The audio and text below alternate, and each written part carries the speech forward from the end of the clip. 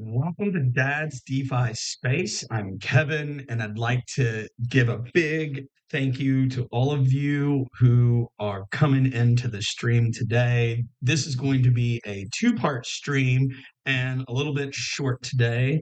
Got to go to a field trip with my boy. Gonna explore a farm for a bit with school. Fun, fun, fun.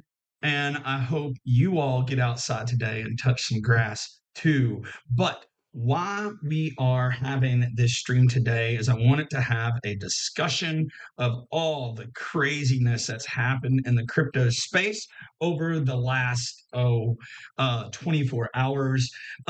We had to close out most of our short positions, so we were not liquidated. Oh my goodness, I was not expecting Bitcoin to explode the way it did. Of course, we have warning signs, and we're going to talk about some of those warning signs today during the stream. Now, first and foremost, what I want you all to realize is history is repeating.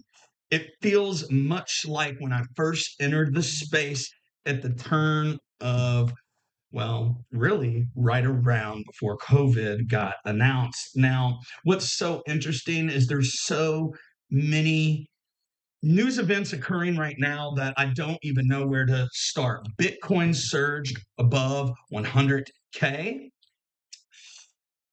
Not just 100K. I think we touched almost 104 or a little over 104. We'll check that in just a minute.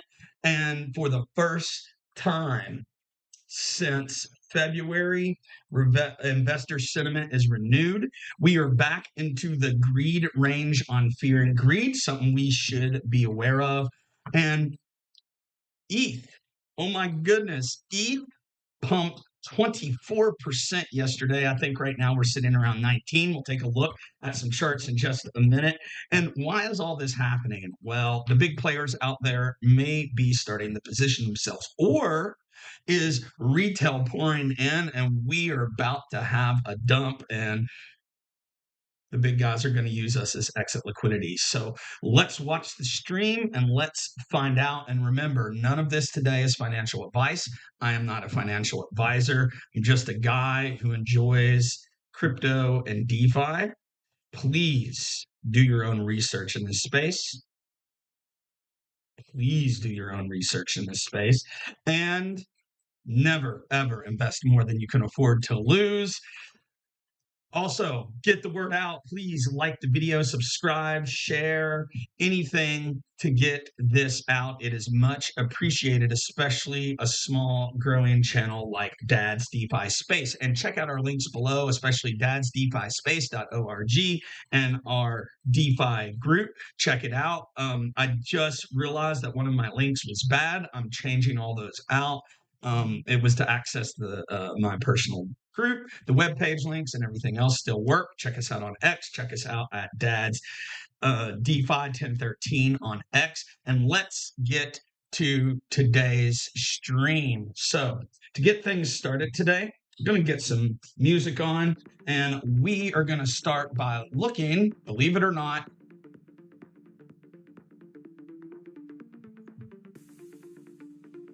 at the S&P 500, and we are still looking here at our old lines of support that have been here forever. We have our kind of line in the sand where I felt like once we get above here, I'm going to start feeling bullish again, and we are touching right through it on the weekly chart, which sits at 5,681.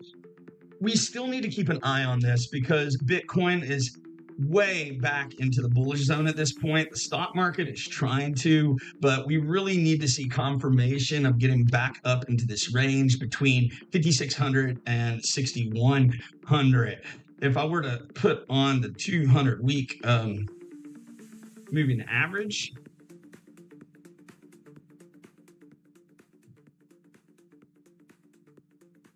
what you'll see, this will work. We'll just use this one. Once we get back above 200-week moving average on the S&P, I'm going to feel much more comfortable about the stock market, which is then again is going to make me much more comfortable about Bitcoin. But Let's take a look real quickly at the Bitcoin chart. And we are heavily, as you can see, above. Let me clear this chart out a little bit. This is some of my notes that I was using on our private DeFi group to show differences between conservative and aggressive BTC range. You can see that we are already out of, well, barely out of the aggressive range right now. Something to think about when setting ranges and liquidity positions, but that's not what we're going to talk about today. So let me pull up a new chart. I'm going to just pull up the Bitfinex chart because it'll be clear and this will work. Now, as you can see, Bitcoin is heavily above the 200-week moving average. I mean, we're looking at almost 13% above on the weekly chart. We're not holding its support yet on the weekly chart, but we will get a confirmation of this possibly next week, which should be awesome for the bulls in the market. If we look on the daily, what do you see? We are heavily above the 200-week on Bitcoin. And what our line in the sand now, in my opinion, is going to be to see us staying above the bull market support band on the weekly chart. And as you can see, we have just gotten back above the bull market support band. If we maintain this as support, we're going to be flipping completely bullish. Probably going into a long, repositioning a lot of my lending positions, which I'm already starting to do. And what I'm looking for is that we can maintain some weekly support right above here. So when we get back above 102.7, 102.9, let's just say 103, easy round number, I'm going to be feeling so confident in the market. But please be aware, Bitcoin dominance still on a tear. We are above our uptrend line that I've had drawn on the chart for quite a while, to be quite honest. Still looks like, I mean, Bitcoin dominance can still get up to 65. It wouldn't surprise me if we hit all the way up here, which is above 70. Now, I do not think we'll get all the way to 73. This could be getting ready to go back down for all I know. See, check the daily. Boom, we had a huge drop. This is when ETH pumped 24%. And we really need to keep an eye on this. If Bitcoin dominance keeps going up, which would not surprise me, you're going to see ETH bleed back a little bit. If it's over and now it's truly ETH's time to shine, maybe we can get an uptrend on our ETH BTC chart, which is the final one I wanted to look at today.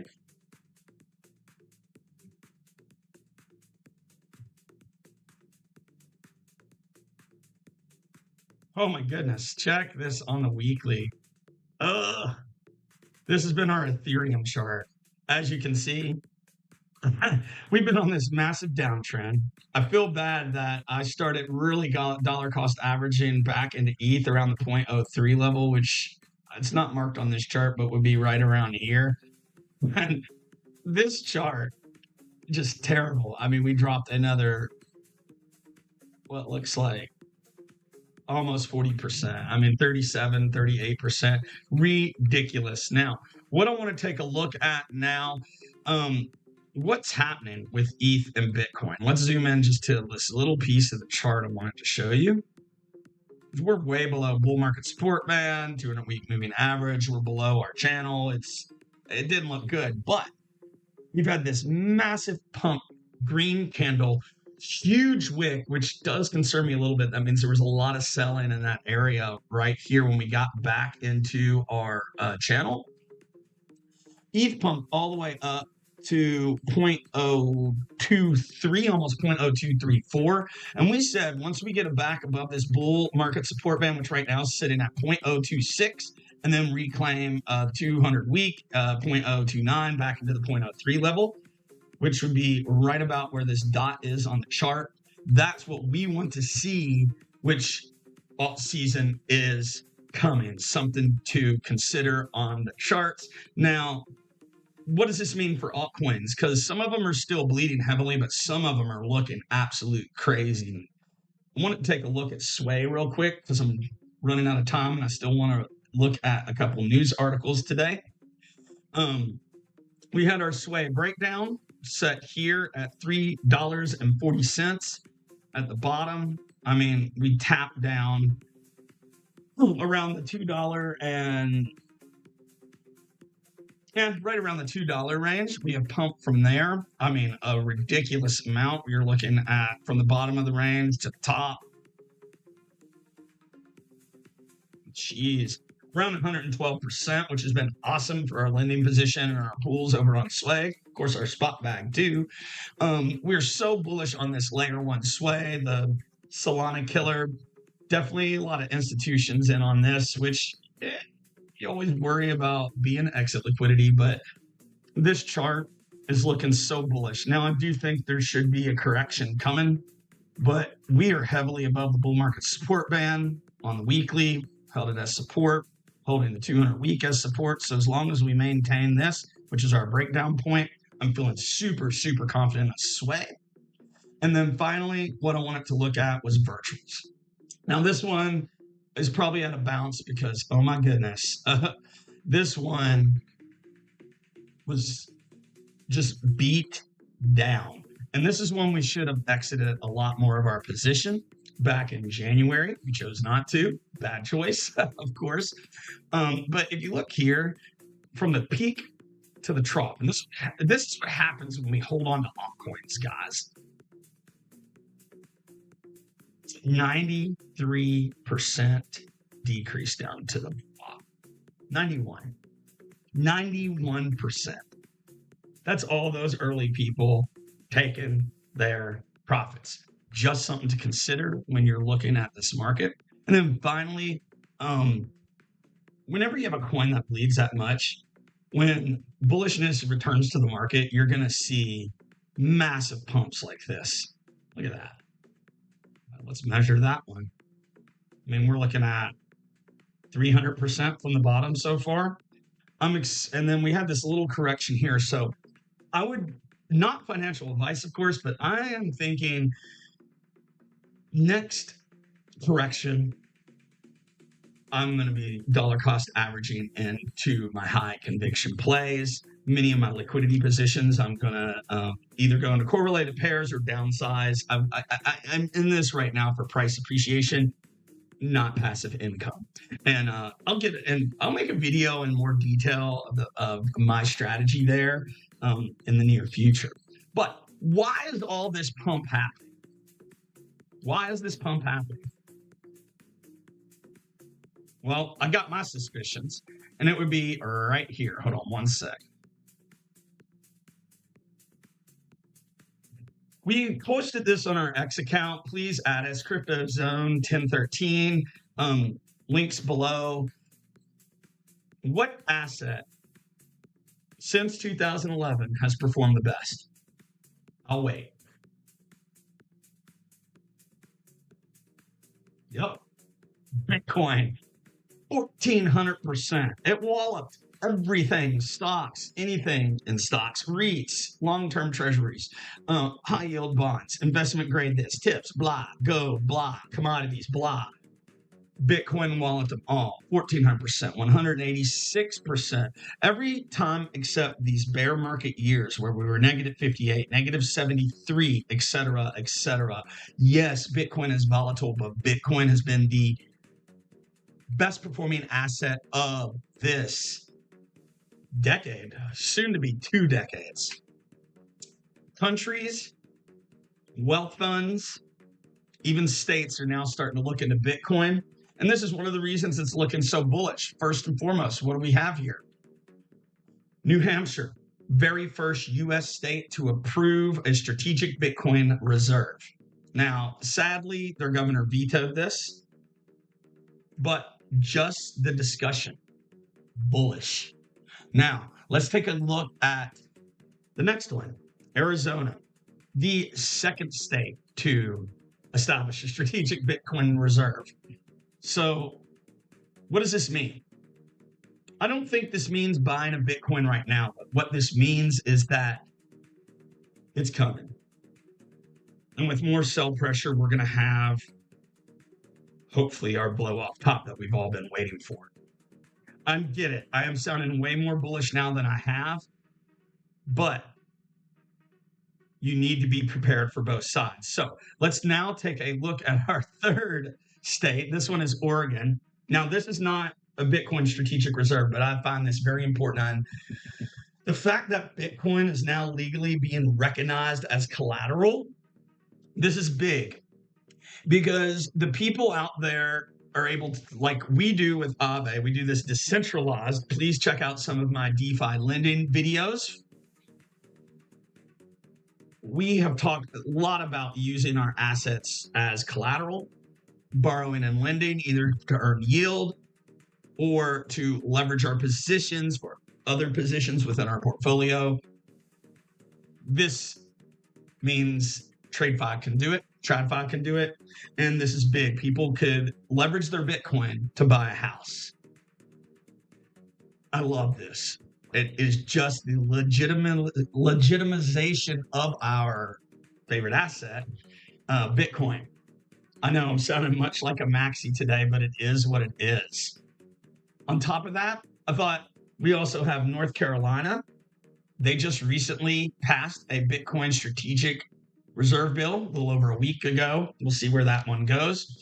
And then I thought it was kind of funny that one of my wife's favorite fast food restaurants, Steak and Shake, will accept Bitcoin at all locations. I'm not going to be paying for a greasy burger with my Bitcoin, but adoption is adoption, right? Adoption is adoption.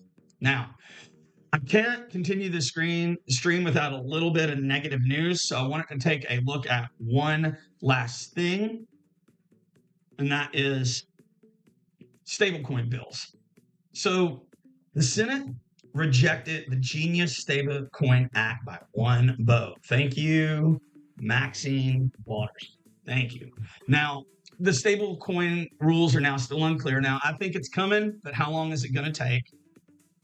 This didn't seem to affect the market that much. I just want to make you aware. So if you're American, contact your senators. Stablecoins are a vital aspect of a crypto ecosystem. Without stablecoins, you don't have DeFi, right? We have to have the ability to peg our assets with some kind of currency, right? US dollars, pounds, the euro, whatever, the yen, if you're over in that area of the world. But we're hoping that the Democrats and the Republicans can work this out. We'll see. But the Democrats just unilaterally ceded American leadership in digital assets by denying this bill, because it was a very partisan division between Republicans and Democrats as far as who supported what. Now, final thing I want to look at today, more stablecoin stuff. Mark Zuckerberg and Meta are launching stablecoins on Facebook. This is a big deal. Instagram and WhatsApp also. Wow. We're moving to the digital age. Stablecoins are going to be a big deal. Please take time, not just to join our private group where we talk about this stuff, but go to our webpage for our free articles. We have a great article on the bull case for stablecoins. All you need to do, go to the dadsdefispace.org, check out the links in the description. Consider joining our private group, because this private group is not going to stay free much longer. We got to do something to avoid all these marketers that are going in there for free. So we're going to be adding a small monthly fee in the near future. So if you want to join the private group, please do so as soon as possible before the price goes up. Now, what I wanted to talk about, though, is look at this article. I think you're going to find a lot of bullishness with stablecoins. Now, stablecoins, hey, it's nothing more than a representation of a currency, a US dollar, Canadian dollar, whatever. Now, what I would really like to take a look at, this article, and you can go to the webpage. I'll throw a link into the description later.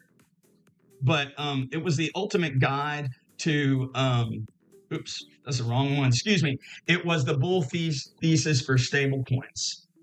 And my computer is lagging out. So We may have to, there it goes. Awesome. This is the last thing I wanted to show you before the end of the stream, but I'll leave a link below if any of my stuff loads for me. There we go. My thesis is that stablecoins are going to be huge this bull run, and I'm looking into layer one blockchains that use stablecoins, right? Ethereum, Solana, AVAX, Sway. I mean, there's a whole list of them. So yeah, check out this article. There'll be a video coming out in the near future. It's good stuff, good stuff, good stuff. And finally, going back to the charts, I wanted to bring up Bitcoin one last time. Now, just because we've gotten so bullish, this huge pump above 200-week moving averages, above the bull market support band, almost above our zones, at some point there's going to be a correction. Now, I personally see one of two things happening. Either A, Bitcoin is going to end up holding this yellow line of support above 102. If that were to happen, in my opinion, right? These are just my opinions. I'm not a financial advisor. We would do something like this and continue on. But if something bad happens this weekend, because part of the reason the home market parked to begin with is this possible deal, talks between Trump and China that are happening. We posted something on Instagram X about that. And on top of that, what if it goes bad this weekend? Bitcoin could dump. We could go back down, maybe this way. Could even go up here. Correct? Support and continue on like that. So you need to be prepared for both scenarios. And I don't want to talk about like price points. You can see them on here, but I'm looking at like 91, 96.3, 96.4, and then also 102. So I hope this stream has been informative today. I got to get on the road for this field trip. I'll be back later today because I got some other things I hope to talk about that I did not get to, especially involving the Trump meme coin, some more altcoin charts, and my VFAT portfolio. So I hope you learned a little bit from today's stream. Please like and subscribe. Check out our links below. Help support the channel. Yes, they are affiliate links, but hey, we need your support. We're up and coming, and we love and appreciate each and every one of you. Feel free to reach out with me with any questions. Let me know in the comments what kind of content you would like to see. And until next time, ladies and gentlemen, peace.